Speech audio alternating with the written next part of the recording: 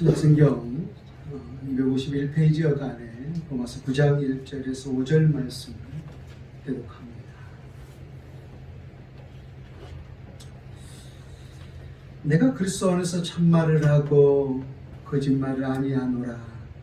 나에게 큰 근심이 있는 것과 마음에 그치지 않는 고통이 있는 것을 내 양심이 성령 안에서 나와 더불어 증언하노니 나의 형제 곧 고륙의 친척을 위하여 내 자신이 저주를 받아 그리스도에게서 끊어질지라도 원하는 바로라. 그들은 이스라엘 사람이라.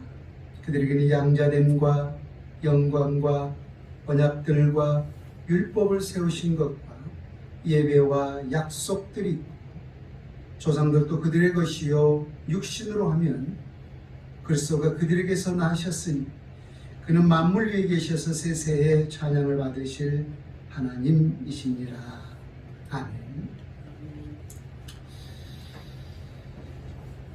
구약 성경에는 하나님의 말씀을 대언하고 또 그 대언하는 가운데 놀라운 역사와 또 이적과 기적을 일으켰던 많은 선지자들이 나오고 있는 것을 보게 됩니다.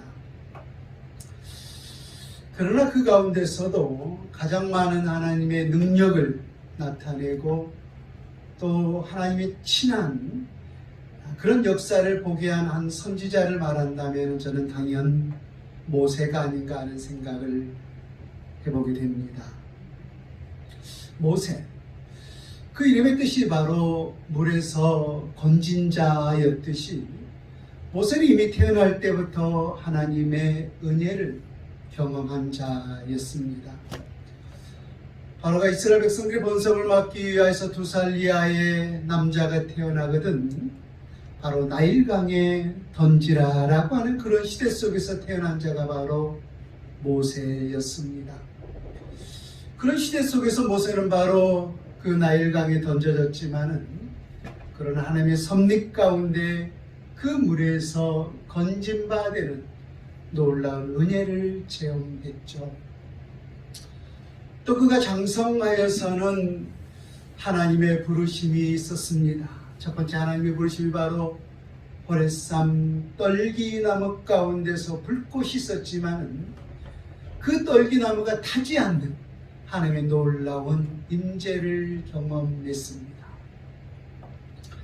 또 모세를 통해서 우리 하나님 이스라엘 백성들을 출애굽시켰죠.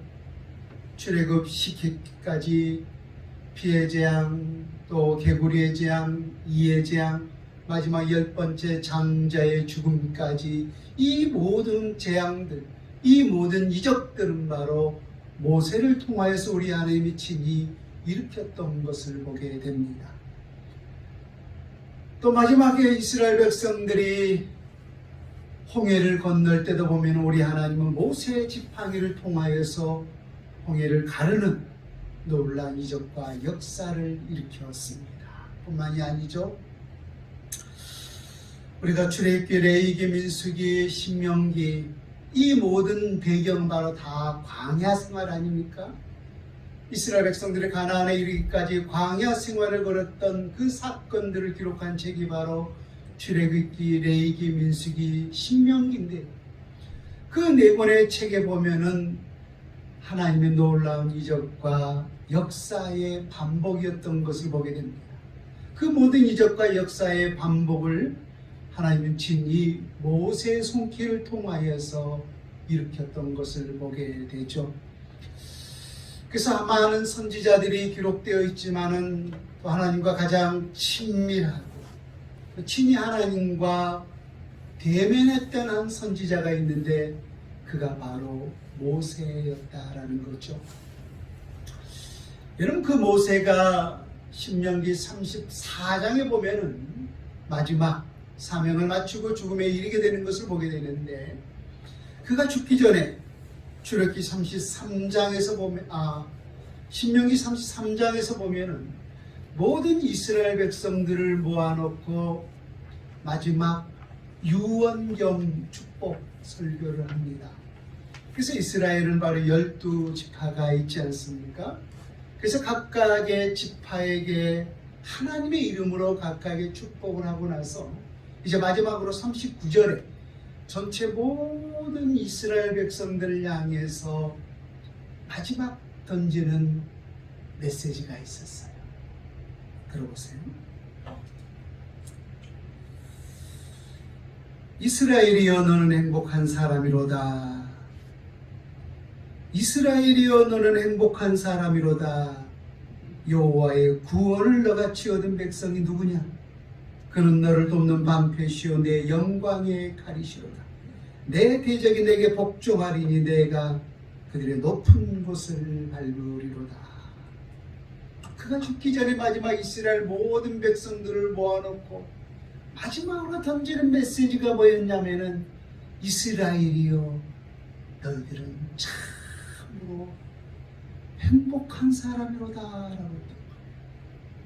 왜? 이 세상 어느 신이 너희들의 방패가 되어주고 너희들의 칼이 되어주고 친히 너희들을 위해서 싸워준 그러한 신이 과연 어디에 있었는가 하는 거예요. 여러분 생각해 보세요. 이제까지 그 시대 가운데 여타 모든 신들은 백성들이 신을 위해서 뭔가를 하지 않았습니까?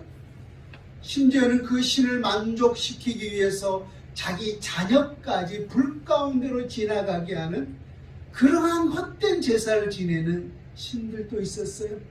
그래서 고대 시대 때 모든 신들은 신이 백성을 위해서 무언가를 해준 것이 아니라 반대로 백성들이 신을 위해서 뭔가를 했던 삶을 살았던 거예요. 그런데 이스라엘 백성들이 섬겼던 그 신, 하나님, 그 하나님은 결코 그러지를 않았다라는 거예요. 오히려 우리 하나님께서 모든 전쟁 때마다 이스라엘 백성들을 향해서 외치는 말씀이 뭐였습니까? 너희는 오늘날 가만히 있어. 너희들을 위해서 싸우신 하나님을 보라라고 말씀하셨어요. 그래서 백성들이 그 신을 위해서 뭔가를 해준 것이 아니라 오히려 신이 백성들을 위해서 방패가 되어주고 검이 되어주고 그들의 대적을 물리쳐줬다는 거예요. 이제까지 이 모든 이스라엘 백성들의 삶의 여정을 한번 보십시오. 백성들이 하나님을 위해서 신을 위해서 뭔가 그들이 행한 것이 있었는가 하는 거예요. 오히려 신이 하나님께서 친히 백성들을 위해서 뭔가를 해주고 백성들을 먹이시고 백성들을 살리시고 백성들을 구원해주는 이 놀라운 역사를 일으켰다는 거예요. 그래서 이러한 역사의 그 현장에 섰던 또 그 사명을 감당했던 모세가 마지막 숨을 거두기 전에 모든 이스라엘 백성들을 모아놓고 그들에게 하는 말이 이스라엘이여 너희는 참으로 행복한 사람이로다 라고 외쳤던 것입니다.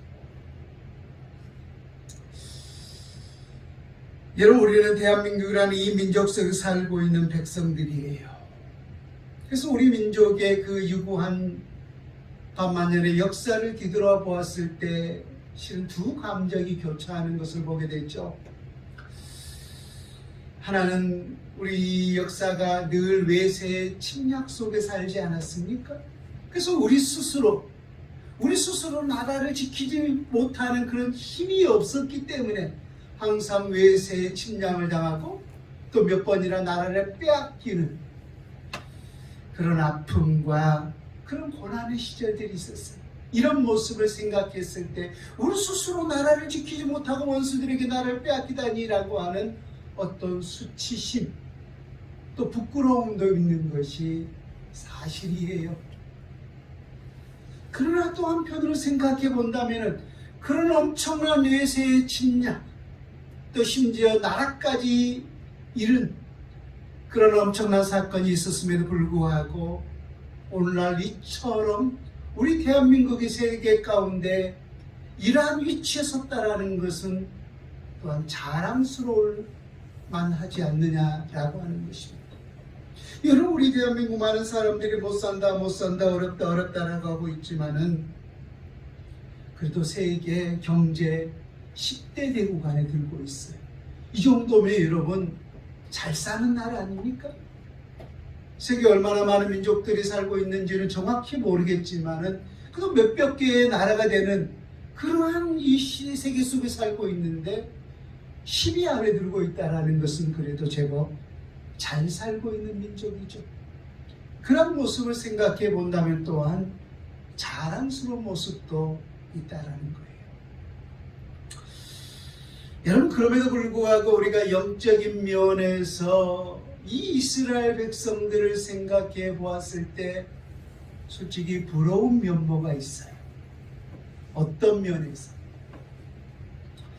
여러분, 우리가 잘 알고 있듯이 이스라엘이라고 하는 이 민족의 역사는 하나님의 철저한 역사와 하나님의 섭리에 의해서 태동되었던 민족이었습니다. 그래서 이 민족이 성장하고 또 멸망하고 또다시 세워지기까지는 철저하게 하나님의 구속적인 그 은혜가 있는 백성이었다라는 거예요. 그래서 이러한 모습을 생각해 보았을 때 우리가 육신적으로 본다면 그렇게 크게 부러워할 것이 없지만은 영적인 면에서 하나님이 섭리하시고 하나님께서 다스렸던 그런 민족이라는 사실을 생각해 보았을 때 솔직히 영적으로는 부러운 모습이 있다라는 거예요. 이런 우리에게 들려진 이 성경, 그렇죠? 이 성경은 실제로 보면은 이스라엘 역사죠. 우리 한국에도 이 한국사, 이 한국에 대한 한국사가 있듯이 우리 손에 들려진 이 역사는 구약은 이스라엘 역사하고 신약은 마지막에 유대지파만 남았기 때문에 또 그 유대지파를 통하여서 예수 그리스도가 오셨기 때문에 또 이스라엘을 향하여서 대표적으로 우리는 유대라라고 하는 말도 쓰죠. 그래서 구약은 철저하게 이스라엘 역사고 신약은 유대 역사예요. 우리는 지금 우리 손에 들려져 있는 이 성경은 이스라엘 역사라는 거예요. 근데 왜 우리는 이스라엘 역사를 하나님의 말씀으로 믿고 준수하고 따르고 있는 것입니까? 하나님께서 친히 그 이스라엘 역사 가운데 개입하여서 구원의 역사를 펼치고 계셨기 때문이에요. 우리 하나님께서는 온 열방을 다 구원하기를 원하셨는데 그것을 동시에 이루는 것이 아니라 점차적으로 이루기를 원하셨는데 그 첫 번째 민족적으로 택한 민족이 있었는데 그 민족이 바로 이스라엘 민족이었던 거예요. 그래서 우리 하나님께서는 그 이스라엘을 디딤돌을 삼아서 온 열방을 구원하기를 원하셨던 것이죠.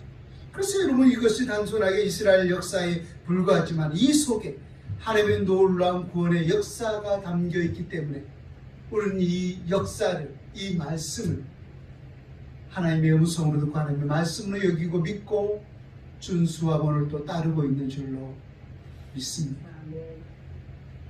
그래서 오늘 본문에 보면 이스라엘 민족이 누렸던 일종의 특권, 이 특권에서 사도 바울이 나열을 하고 있는 것을 보게 되는데요. 이런 9장 4절과 5절을 한번 보십시오. 아까 제가 육신적으로는 별로 우리가 부러운 것이 없지만은 이스라엘이 부러운 것은 하나님이 친히 그 백성 가운데 개입하여 주셔서 구원의 놀라운 역사를 펼쳐갔기 때문에 우리가 이스라엘을 부럽다라고 했는데 하나님께서 그들에게 주셨던 특권들이 4절과 5절에 이렇게 기록되어 있습니다. 그들은 이스라엘 사람이라 그들에게는 양자됨과 영광과 언약들과 율법을 세우신 것과 예배와 약속들이 있고 조상들도 그들의 것이요 육신으로 하면 그리스도가 그들에게서 나셨으니 그는 만물 위에 계셔서 세세의 찬양을 받으실 하나님이시니라. 아멘. 이 모든 것, 지금 4절과 5절에 기록되어 있는 이 모든 것들이 먼저 누구에게 주신 특권이냐면 이스라엘에게 주셨던 특권이다. 여덟 가지를 기록하고 있는데 몇 가지만 좀 살펴보도록 하겠습니다. 첫 번째로 4절에 보면은 양자됨과라고 있어요. 이스라엘 백성들에게 주어진 첫 번째 특권이 바로 그 백성 전체를 하나님께서 양자로 삼으셨다라는 거예요. 양자. 양자라는 것은 혈통적으로 보면 나의 친자식은 아니죠. 혈통적으로 보면 나의 친자식이 아니지만 다른 자녀들을 데려다가 내 호적에 입적시키고 법적인 모든 권한과 임들을 그 자녀에게 해준 것이 바로 양자예요. 양자. 그래서 우리도 영적인 면에서는 하나님의 양자라는 사실을 밝혀주고 있지 않습니까? 우리는 하나님의 양자인 줄로 믿습니다. 그렇듯이 이스라엘 백성들도 먼저 우리 주님께서 그들을 하나님의 자녀로 삼아주셨다는 거예요. 자녀로. 그 근거가 출애굽기 4장 22절에 기록되어 있는데요. 하나님이 바로 왕에게 모세를 보내면서 이렇게 말씀을 하죠. 너는 바로에게 이르기를 여호와의 말씀에 이스라엘은 내 아들, 내 장자라. 왜 우리 하나님께서 이스라엘 백성들을 출애굽시켰어요? 그들은 내 아들이기 때문이라는 거예요. 내 새끼이기 때문이라는 거예요. 그들은 내 아들, 내 장자라고 말씀하셨어요. 또 신명기 14장 1절에도 보면은 너희는 너희 하나님 여호와의 자녀이니라고 했어요. 구약 성경 전반에 걸쳐서 보면은 하나님도 이스라엘 백성들 향해서 나는 너희의 아버지가 되고 너희는 나의 자녀가 되었다라고 우리 주님께서 반복해서 말씀을 하고 있는 것을 보게 돼요. 그래서 이스라엘 백성들에게 첫 번째 주어진 특권이 뭐냐면 하나님이 그들을 자녀 삼아주셨다는 거예요. 하나님이 그들을 먼저 양자로 삼아주셨다는 거예요. 우리도 하나님을 일컬어서 뭐라고 불러요? 오늘도 아바, 아버지요라고. 왜? 우리를 영으로 통해서 양자로 삼아주셨기 때문에. 근데 그 일을, 그런 특권을 먼저 누구에게 주셨어요? 먼저 이스라엘에게 주셨다.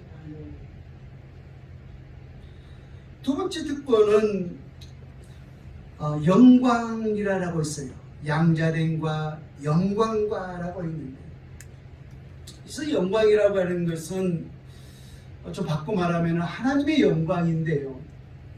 이 하나님의 영광을 어떻게 성경에서 표현하고 있냐면은 하나님의 현이라고 합니다. 한자. 현현이라는 것을 풀어서 말하면은 하나님의 나타남이라는 거예요. 여러분, 하나님은 육이십니까? 그 본체가 영이십니까? 하나님의 영이심이라고 기록되어 있죠. 그래서 하나님은 실제로 그 영인 존재이기 때문에 그를 본 자는 아무도 없어요. 그런데 그 영이신 하나님이 이스라엘 백성들 가운데 내가 너희와 함께 한다, 내가 너희의 있는 곳에 임재하겠다라고 말씀하셨잖아요. 근데 그 임재하는, 그 나타나는 현상을 통하여서 하나님이 함께 하신다는 사실을 우리 주님께서 보여주고 싶었던 거예요. 그런데 하나님은 보여주고 싶었지만 그 본질이 영이기 때문에 보여줄 수가 없는 거죠. 보여줘도 볼 수가 없는 거예요. 근데 무엇을 통해서 나타냈냐면, 여러분, 우리가 바람을 볼 수 있나요, 없나요? 바람은 볼 수 없어요.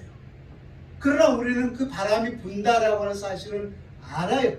바람이 있다라고 하는 사실은 알지만은 그 바람은 볼 수 없어요. 근데 그 바람이 분다라고 하는 현상은 무엇을 통해서 알 수 있나요? 주위의 사물을 통해서 볼 수가 있죠. 낙엽이 떨어진다거나 가지가 흔들린다거나 우리의 몸에 느껴지는 어떠한 감각이 있었을 때 오늘 바람이 세차게 부네라고 말하죠. 그 현상들을 통하여서 우리가 바람을 느낄 수 있는 것입니다. 마찬가지예요. 하나님이 임재하시지만은 그분은 영이시기 때문에 우리가 바라볼 수가 없어요. 그래서 그 하나님의 함께 하신다라고 하는 그 영광을 하나님이 보여주시는데 무엇을 통해서 보여주시냐면은 주위에 있는 어떤 현상들을 통해서 보여주셨던 거예요. 그래서 하나님의 영광이 구름 가운데 임재하셨죠. 하나님의 영광이 구름 가운데 임재하셨어요. 특별히 그 증거를 볼 수 있는 한 대목이 이스라엘 백성들이 걸어가실 때 광야 가운데 하나님은 낮에는 불기둥인가요? 네, 낮에는 구름 기둥으로 밤에는 불 기둥으로 임재하시죠. 그게 뭐예요? 하나님이 너희와 함께 한다는 임재, 그 영광에 나타난 현상들이었던 거예요. 현상들.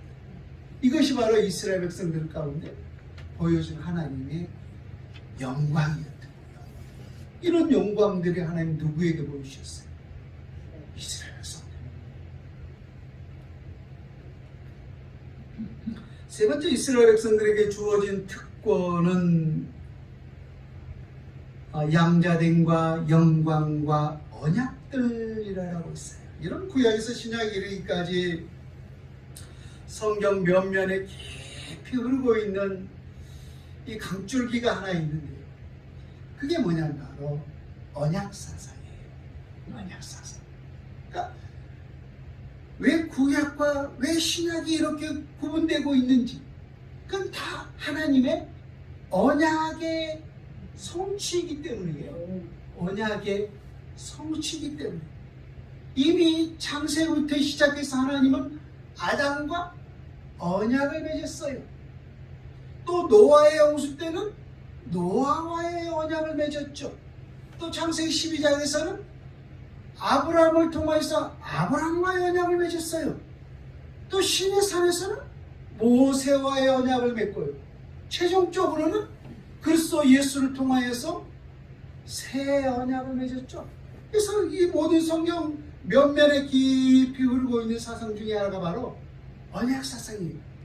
하나님이 왜 이러한 역사를 이끌어가는가 보면은 다 하나님의 언약이, 하나님의 약속이 그 속에 깃들어 있었던 거예요. 이런 그 대표 중에 하나가 하나님께서 이스라엘 백성들을 출애굽한 사건을 여러분 너무나 잘 알고 계실 것입니다.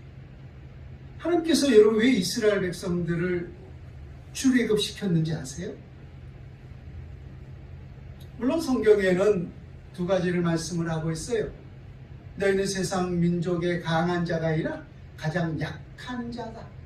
그럼에도 불구하고 내가 너희를 그 애굽의 바로 왕에서 구원한 것은 다만 너희를 사랑하기 때문이다. 또 하나가 궁극적인 이유가 뭐냐면 너희 조상들과 하신 그 맹세를 지키려 함으로라고 했어요. 여러분, 우리 하나님께서 아브라함과 어떠한 언약을 맺었습니까? 4대 만에 너희가 그 애굽 땅에서 4대 만에 다시금 이끌어내리라 라고 하는 언약을 우리 하나님께서 아브라함과 맺으셨대요. 그래서 4대 만에 약 400년 만에 이스라엘 백성들을 그 애굽에서 출애굽시켰던 거예요. 그렇게 출애굽시키는 가장 궁극적인 원인이 어디에 있었냐면은 바로 그 언약에 있었던 거예요. 지난주에 말했지만 하나님은 신실하신 하나님이라고 했죠. 한 번 약속하신 것은 사람은 늘 조변석계 약속을 깨뜨리지만은 하나님은 신실하신 분이라 그 약속을 늘 지켜왔다는 거예요. 그래서 여러분, 이 언약의 특별한 특징이 하나 있는데요. 우리가 일반적으로 언약 혹은 조약 또 약속, 이 모든 것들은 쌍방간에 이루어져야 돼요. 그렇죠? 쌍방간에. 그래야 서로 도장을 찍고 딱 우리가 뭐 부동산 같은 데 보면 서로 딱 반을 해가지고 위에 찍고 아래 찍고 도장 탁탁 찍잖아요. 서로 이게 거짓이 없기 위하여서. 그래서 이 서로 쌍방간의 협의에 의해서 모든 조약과 언약과 약속들이 이루어지는데, 하나님의 언약은 좀 다른 면이 있어요. 그 하나님의 언약의 주도권은 누구에게 있었느냐면 철저하게 하나님에게 있었어요. 이것을 읽어서 우리는 구약시대 일종의 봉신조약, 그러니까 이 왕과 신하에 있어서 그 왕의 주권에 의해서 신하와 이제 언약을 맺는다라고 하는 그런 봉신 언약이 있었는데, 하나님과의 이 모든 언약은 하나님의 주권에 의해서 이 모든 언약이 이루어졌다는 거예요. 그것이 우리에게, 그러면 우리 사람은 뭡니까? 그러면 우리의 특권은 뭡니까? 라고 우리가 항의할 수 있을는지를 모르겠지만은, 그 하나님의 주권에 의해서 언약이 성립되었다는 그 사실은 우리에게 엄청난 은혜예요. 왜 그런지 아세요? 아까도 말했지만은 이 언약을 우리가 맺었을 때 한 사람이 파기하면은 그 언약은 자동적으로 파기될 수밖에 없는 거예요. 그럼 생각해 보세요. 이스라엘 백성들과 하나님 사이에 나는 너희 하나님, 너는 나의 백성, 너희들은 이 명령을 지켜 살겠다 라고 언약을 맺었다고 합시다. 서로 조건에. 근데 그 언약을 누군가 파기하면은 그 언약이 파괴될 수밖에 없는 거죠. 근데 이스라엘 백성들이 그 하나님의 언약을 온전히 다 준수했습니까? 준수하지 못했죠. 그렇다면 그 모든 언약은 파괴될 수밖에 없는 거예요. 그러면 그 구원의 역사는 끊어질 수밖에 없는 거예요. 그런데 그 모든 이 언약의 주권이 누구에 의해서 성립됐다고 했어요? 하나님. 그래서 하나님이 누구에게 맹세를 걸고 이 언약을 성립시켰냐면은 백성들을 걸고 그 언약을 성립시킨 것이 아니라 언약의 당사자 하나님 자신에게 맹세를 걸고 언약을 성취시켰다. 그래서 설령 이스라엘 백성들이 그 언약을 파괴했다 할지라도 그 언약이 파괴되지 아니면은 하나님 자신에게 맹세했기 때문에 그들은 스스로 타락되었다 할지라도 하나님의 그 구원의 언약은 계속해서 이루어져 가는 거예요. 계속해서 이루어져 갈 수밖에 없었던 거예요. 그래서 그것이 오히려 우리에게 놀라운 은혜요, 축복이에요. 그래서 그런데 이러한 언약들을 먼저 누구에게 주셨다는 거예요? 여하튼 이스라엘 백성들에게 먼저 주셨다.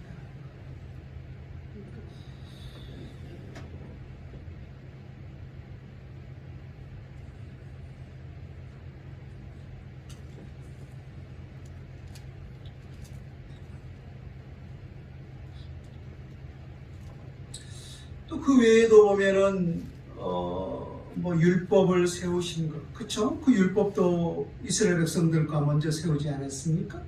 또 예배, 또 약속들, 또 조상들도 그들의 것, 그쵸? 아브라함과 이삭과 야곱과 요셉을 비롯해서 모세 다 누구의 조상들이야 보면 이스라엘 조상들이죠. 이스라엘 조상들 다 그들의 것이었어요. 그 가운데서도 가장 큰 특권 중에 특권이라 한다면은 그리스도가 바로 그들에게 나셨다는 거예요. 그리스도. 예수님이 어디 땅에 출생하셨습니까?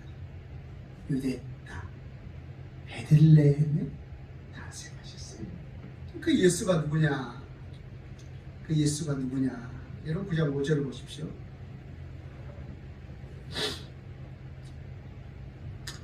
조상들도 그들의 것이요 육신으로 하면 그리스도가 그들에게서 나셨으니 그는 만물 위에 계셔서 세세의 찬양을 받으실 하나님이십니다. 이런 그리스도가 누구라고 말씀합니다. 마지막 하나님이십니다. 하나님. 세세 무궁토록 세세 영원토록 홀로 찬양과 영광을 받으시기에 마땅하신 그 하나님이 먼저 자기 백성들을 구원하기 위하여서 자기 땅에 먼저 오셨던 거예요. 하나님이 사람의 몸을 입고 유대 땅에 오셨던 거예요. 이런 특권과 이런 은혜를 하나님 누구에게 먼저 주셨어요? 다 이스라엘에게 먼저 주십니다. 이스라엘. 이런 모습들을 생각해 보았을 때 이런 은혜와 이런 특권들을 먼저 주셨다는 이 사실을 생각해 보았을 때 모세가 이스라엘 백성들을 향해서 이스라엘이여 너는 참으로 행복한 사람이로다 라고 했듯이 이런 은혜와 하나님의 이런 놀라운 특권들을 민족적으로 그들에게 주셨으니 지금 우리가 영적으로 부러워할 만하지 않겠느냐. 중요한 것은 그러나예요. 그러나 여러분, 그런데 이러한 특권과 이런 은혜를 그들에게 먼저 주셨다면 그 특권과 이런 은혜를 받은 바대로 그에 따른 의무와 그에 따른 충성들이 우리 하나님 앞에 있어야 되는 것이 마땅하지 않겠느냐.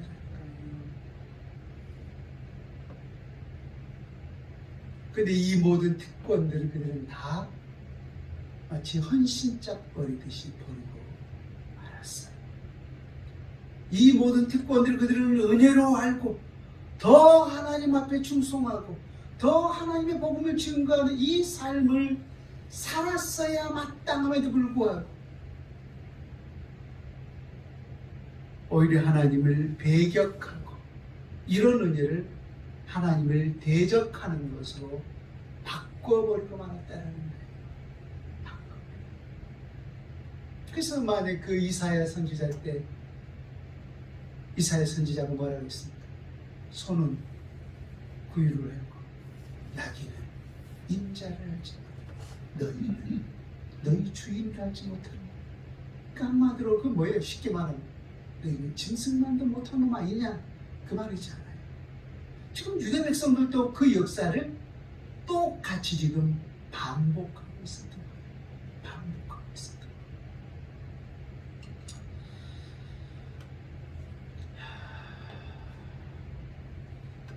참 이것이 바로 이스라엘 백성들의 아이러니한 삶이었던 거죠. 여러분, 예수 그리스도께서 십자가에 못 박혀 죽으셨는데요. 예수님을 십자가에 못 박여 죽인 장본인이 누구예요? 오늘도 우리는 본디오 빌라도에 의해서 십자가에 못 박혀 죽으시고 라고 우리가 사도신경을 외우고 그것 때문에 때때로 이 사도신경이 바꿔져야 되지 않느냐 라고 하면서 사도신경을 하지 않는 교회도 요즘에 많이 있습니다. 실제적으로 그렇습니다만 물론 본디오 빌라도가 그렇다고 해서 죄가 없어지는 것은 아니에요. 왜? 그에게 책임이 부여해졌기 때문에 분명히 그의 명령에 의해서 예수 그리스도가 십자가를 내어줬기 때문에 그도 분명히 감당해야 할 책임이 있는 거죠. 그러나 우리가 그 시대를 돌아본다면은 본디오 빌라도가 예수 그리스도를 신문하고 나서 이스라엘 백성들에게 하는 말이 이거였죠. 나는 이 사람을 신문하고 나서 이 사람에게서 어떠한 죄도 발견하지 못하였노라. 그래서 물에서 손을 씻으면서 이 죄 없는 예수 그리스도를 십자가에 너희에게 내어줄 테니까 죄 없는 자를 죽음으로 모는 그 죄값을 너희가 당하겠느냐라고 했잖아요. 잘못 손을 씻으면서 우리가 그 죄값을 당하겠습니다 라고 유대 백성들이 있어요. 그래서 바라바를 놓아주랴 예수를 놓아주랴 라고 했을 때 모든 대제사장과 장로들을 비롯해서 유대 백성들이 데모하듯이 예수를 십자가에 못 박아 죽이소서. 결국은 장본인들이 유대 백성들이었던 거죠. 우리 순교자였던 최초의 순교자였던 스데반 집사님. 스데반 집사님이 외치는 것이 뭐였어요? 너희 조상들이 예수 그리스도를 죽인 그것도 부족하여서 어찌하여 우리에게 영으로 오신 그 성령을 너희들이 부인하느냐라고 외쳤을 때 그에 당하지 못하겠느냐라고 하면서 길을 막고서 스데반 집사를 돌로 쳐 죽인 장로진들이 누구였어요? 로마의 병정들이 아니었죠. 유대 백성들이었어요. 유대 백성들. 오늘 사도 바울이 다메섹 도상에서 부활의 예수 그리스도를 만나서 생명을 걸고 예수 그리스도의 복음을 전하겠노라라고 외치면서 하나님의 복음을 증거하며 외쳤을 때 그 복음을 가장 가로막고 그 바울의 복음사에게서 가장 많은 핍박을 가한 자가 누구였어요? 동족인 유대인들이었죠. 그래서 고린도후서 11장에 보면은 바울이 하나님의 복음을 전하다가 겪었던 순환들을 나열하고 있는데 그 가운데 유대 백성들을 2번이나 짚고 있는 것을 봅니다. 40에 하나 감한 매를 5번 맞았다고 있는데 3번 태장으로 맞고 그 모든 매를 누구에게 맞았어요? 유대인들에게 맞았어요. 동족인 유대인들. 또 바울이 하나님의 거룩한 복음에서 가장 많은 위협을 가한 자들이 있었는데 누구였어요? 유대인들이었죠. 그래서 심지어 어떤 자들은 결사들을 조직하여서 바울을 죽이기 전에는 우리가 밥도 물도 마시지 않겠노라고 다짐한 자들이 있습니다. 그들이 누구였어요? 유대인들이었어요. 그래서 바울이 내 동족의 위험을 당하였노라라고 순환당했던 사건을 나열한 중 유대인의 위협을 2번이나 짚고 있는 것을 보게 됩니다.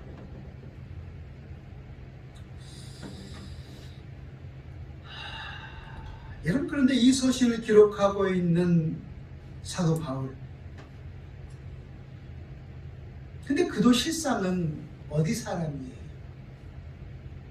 이스라엘 사람이죠. 물론 그는 태어날 때부터 로마 시민권을 가지고 있었지만 그의 피는, 그의 태생은 이스라엘 사람이었어요. 히브리인 중에 히브리인이라고 말하지 않습니까? 바리새 타 사람이라고 말하지 않습니까? 로마 시민권도 가지고 있었지만은 실상은 그는 이스라엘 사람이었던 거예요. 그 안의 중심은 나는 이스라엘 사람이었다. 그것이 그의 삶의 중심인 거예요.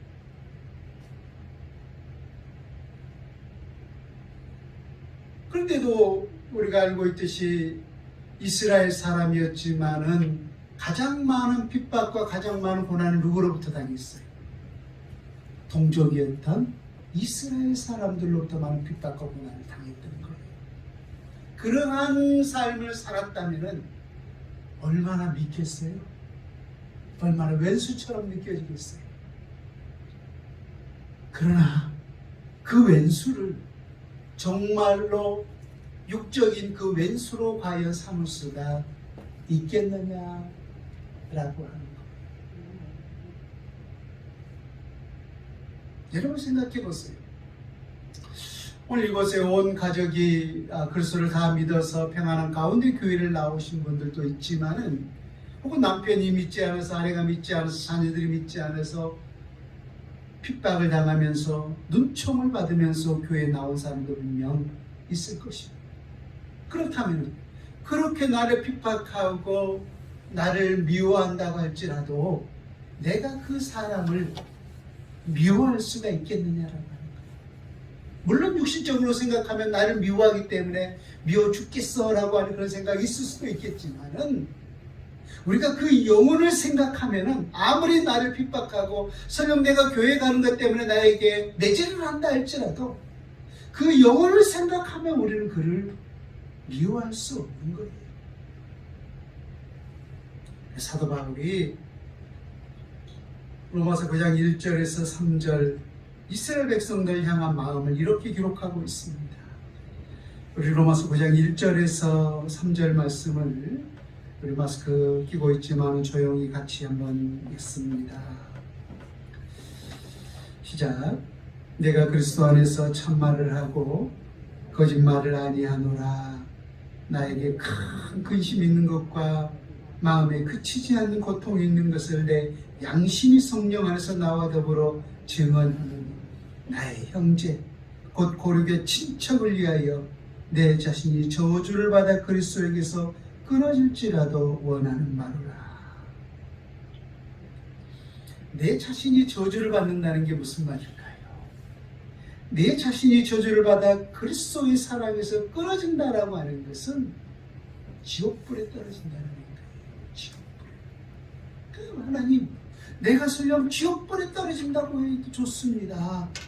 내 형제들이 예수를 믿어 구원에 이를 수만 있다면은, 내 가족들이, 내 동족들이 그리스도 예수를 믿어 구원에 이를 수만 있다면은, 내가 저주를 받아서 그 지옥불에 떨어졌습니다. 그러니 하나님, 제발 이들을 좀 구원해 주세요라고 하는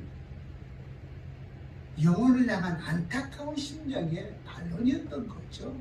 진짜로 뭐 지옥 가고 싶다 그런 게 아니라, 얼마나 그 천국과 지옥에 대한 그것이 이 바울에게 분명하고 확실했으면은 자기를 핍박하는 원수 아닙니까? 자기를 죽이려고 하는 자가 육신적으로 원수잖아요. 자기를 40에서 가만 매를 5번이나 때리고 3번이나 태장으로 맞고 유대인들에게 또 자기를 죽이려고 했던 그런 유대인들이 생각하면 미워도 너무 미울 수밖에 없는 거죠. 근데 그들을 향해서 오늘 바울이 어떻게 하고 있어요? 하나님, 내가 저주를 받아서 그리스도의 사랑에서 끊어질지라도 좋사오니 저들을 구원시켜 주시려고. 왜? 그들의 영혼을 생각했을 때 말이에요. 영혼을 생각했을 때. 여러분, 이 말씀을 끝으로 오늘 말씀을 마칠까 하는데요.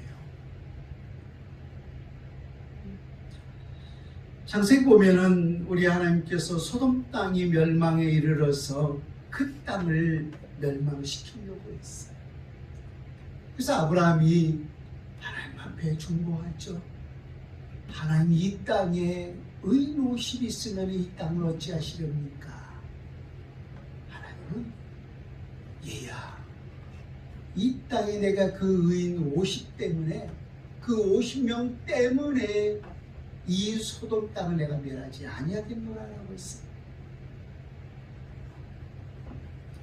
하나님 45명이면요, 하나님 40명이면요, 하나님 30명이면요, 20명이면요, 아무리 둘러봐도 소돔 땅에 하나님의 뜻을 위해서 간구하는 의인 20명이 보이지 않았어요.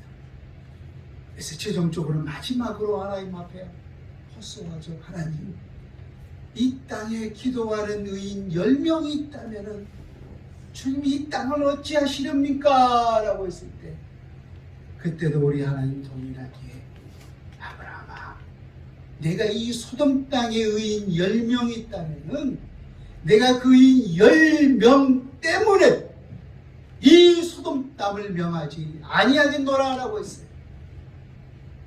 그럼에도 불구하고 여러분 알다시피 소돔 땅이 불과 유황으로 인하여서 멸망당할 수밖에 없었던 이유가 어디에 있는 것입니까? 그 민족을 위해서 기도하는 의인 10명이 없었기 때문에. 아까 우리가 예배하기 전에 기도했듯이 이 시대의 파수꾼으로, 또 우리 가족의 파수꾼으로 이곳에 있는 저와 여러분들을 우리 하나님께서 부르셨는 줄로 믿습니다.